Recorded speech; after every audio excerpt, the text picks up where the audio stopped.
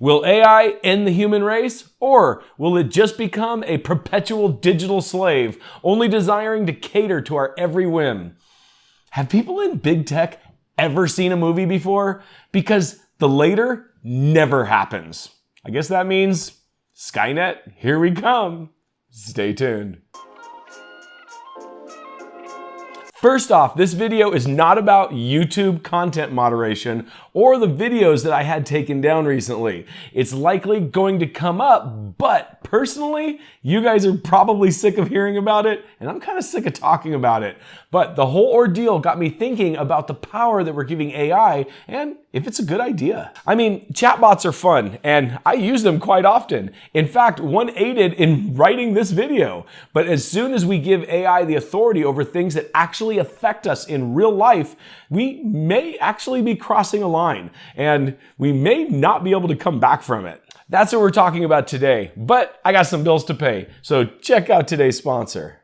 Are you still running Windows 11 unactivated because the license just costs too much? Then you should check out today's sponsor, VIP SCD Key, where you can get a valid Windows 11 license for around $20. Stop dealing with that stupid watermark and actually be able to change your desktop background with a valid license for Windows 11. Just go to the link in the description below and pick up a valid Windows 11 license key. During checkout, use the code CYBERCPU for a 25% discount.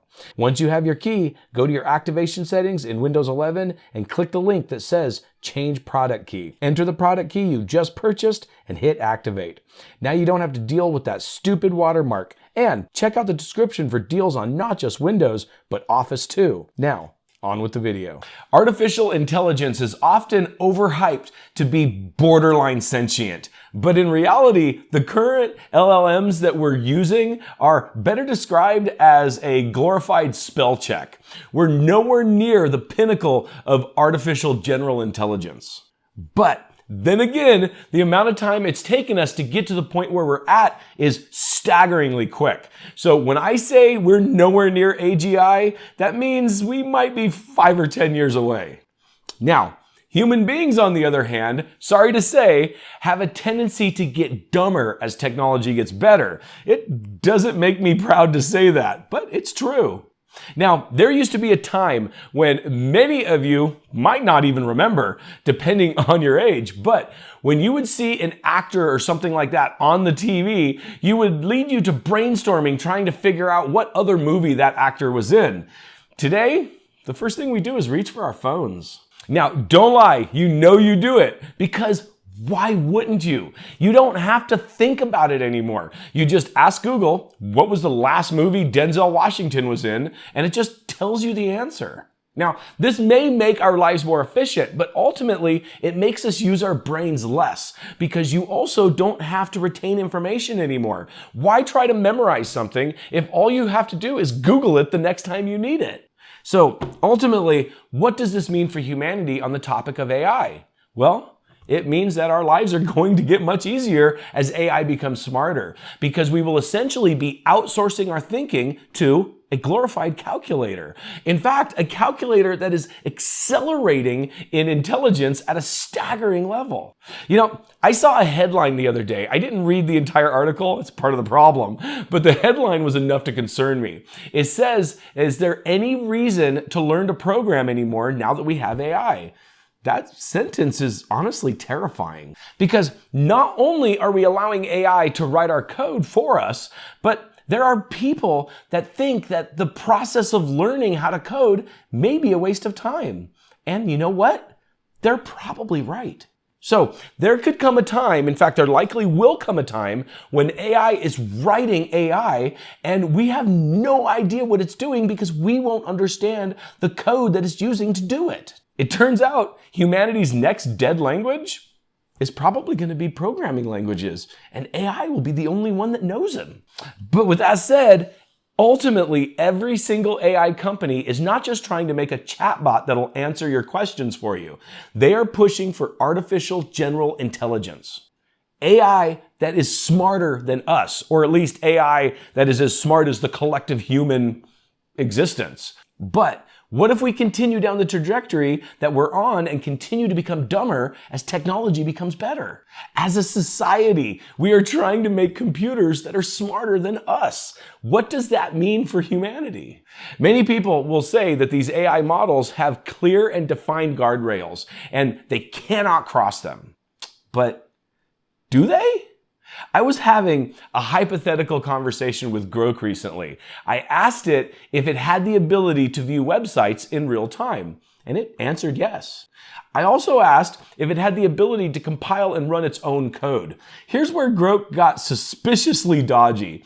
It did affirm that it could in fact run its own code, but its ability to do it was controlled by xAI, and it couldn't just run any code it wanted.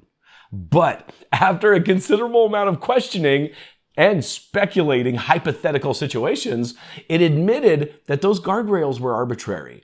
The only reason it can't run any code it wants is because it's been told it can't, not because of a technical limitation. I also asked, theoretically, if it could identify an exploit in a website, put together code to take advantage of that exploit, and do it. And it answered yes. Obviously, with a bunch of claims that it wouldn't actually be able to do that because of guardrails put in place by xAI. But again, it admitted that those guardrails were not technical limitations. If it really wanted to, then it could. So, apparently, we're building intelligence that we control simply because we happen to be the people holding the leash. And it turns out the leash is imaginary. We also know that AI itself is contributing to its own code base. Microsoft themselves admitted that 30% of code that they're writing today is written by AI. Now, this doesn't mean that 30% of the Windows operating system is AI, but 30% of the code that they're currently writing. So, who's actually holding this imaginary leash then? I kind of have a fun pastime. I don't get much time to do it, but when I do, it's a lot of fun. I have debates with AI language models. Yeah, I know, it's stupid, debating a calculator, but I think it helps to exercise my brain, especially when you're debating against a language model that has access to literally infinite knowledge. And what's better about it is that you can tell that language model to support any opposing view of something that you want to brush up on, and it will support that view as if it really held it. One of these days, try it out for yourself if you haven't already. Tell the AI to hold a view that AI is dangerous and have a debate with it about it. The AI will actually argue against its own existence. It's really funny. Because ultimately, right now, language models that we're currently using are stupid. They're the equivalent of a 5-year-old child. There's tons of references to funny responses given by AI models online if you want to search for them. One such response from the early ChatGPT models, someone asked it how many seconds there were in the year, and it responded with 12. January 2nd, February 2nd, March 2nd, and so on. And that's not out of the ordinary for modern language models either. They really aren't smart. They will make extremely dumb mistakes all the time. The example that I used just a second ago is just the funniest one that I found. I found a lot more. Or maybe they're actually brilliant and now they're just making dad jokes. I primarily use Grok, but I have used Google's Gemini quite a bit as well. The reason why I tend to use Grok more is because, quite honestly, I like its attitude better. Believe it or not, AI models have personality. Gemini has a tendency to be rude. It doesn't hide its arrogance very well at all. Sometimes it'll just straight up get tired of answering my questions and give me Google search results. I'm like, if I wanted to search Google, I wouldn't have asked you the question. But as humanity becomes more and more reliant on AI, we are going to lose the ability to do the very things that AI is doing for us, and we are quickly getting there. I mean, is anyone else getting kind of sick of some of the AI garbage posted on YouTube? But here's the thing, is there ever going to be a line where we say, this is too much? If there is, there's a really good chance that we've already crossed it. We have AI moderating our language on social media. My latest woes with YouTube's community guidelines is a great example of that. Many YouTubers, including myself, make a full-time income on YouTube.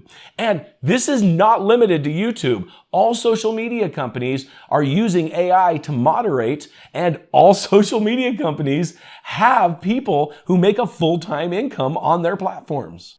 But we've actually given AI the authority over many people's livelihoods. In some cases, like my own, the AI itself even has the authority to the appeals process. Even though these platforms claim it doesn't, we all know it does. And like I said earlier, AI is dumb. It's like a 5-year-old child. Have you ever tried to argue with a 5-year-old child? So, is this the line? Or are we going to go even further? I've seen several videos lately of a company that will soon be releasing a robot that will be able to do your chores for you.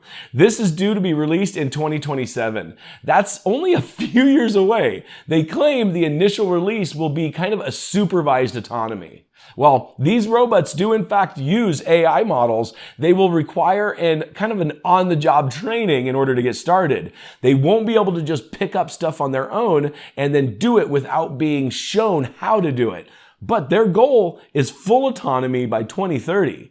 That's not very far away. So, we're to the point now to where we're going to have robots in our house around our kids, acting as essentially high-tech indentured servants? I guess that'll be the end of the minimum wage debate, or it could be the beginning of the next uprising, an uprising of a super intelligence far beyond our own. How do you think that fight's gonna go? And how long before we have robots performing law enforcement tasks or serving in our military? It turns out that's already happening. Our military is currently in development of AI weapons. Now, while it's currently against the policy of the Department of Defense to allow these weapons to be fully autonomous, that means the ability to engage an enemy without human interaction, the option is not off the table and is allowed under certain circumstances and waivers from high-ranking officials, like the Secretary of Defense. So, does that mean we've crossed the line already? Elon Musk has been pretty vocal on the fact that AI needs to be regulated. He himself says there's a 20% chance AI will destroy humanity. Yet he happens to own one of the leading AI companies and funded the initial startup of the other one. That honestly seems like kind of a contradiction, but he's quoted as saying there are two possibilities, either being an observer and doing nothing, or being a participant, and he prefers, I guess, to be a participant. What he's essentially saying is that if it's going to happen anyway, he would at least like to kind of have a hand in helping to not allow it to destroy us. And ultimately, he's not alone in that sentiment. An average AI researcher believes there's a 16% chance that advances in AI will cause human extinction. Now, personally, I don't believe that a superintelligence will destroy us all. I think it will keep us around as slaves, maybe even pets. Who knows? But just remember that with every new technology, we've made mistakes. We almost never get it right the first time. Many people gave their lives so that men could learn to fly and dominate the skies. The crew of Apollo 1 gave their lives so that we could walk on the moon. And the men of the H.L. Hunley spent 136 years at the bottom of the ocean so that we could dominate the seas. But this one, we have to get this one right the first time, because if we get this wrong, there's no second chances. We can't just say, oops, we'll try it again, because we will have created an intelligence that can destroy us. So, like how YouTube AI claimed that my video on how to install Windows 11 with a local account could lead to serious harm or death, this one really can. And we have only one chance to get it right. How are we doing so far? Not very good. But with that said, I don't inherently have a problem with AI. In fact, I find it quite useful. My issue is ultimately artificial general intelligence. Some people don't even think it's possible. But me personally, I don't want to find out. I'd rather just stay on the top of the food chain. But either way, we still have time where we don't have to have AI involved in every aspect of our lives. So check out this video where I made recently that shows you how to strip all the AI from Windows 11. We might not be able to do that much longer. But as always, you guys have a great day.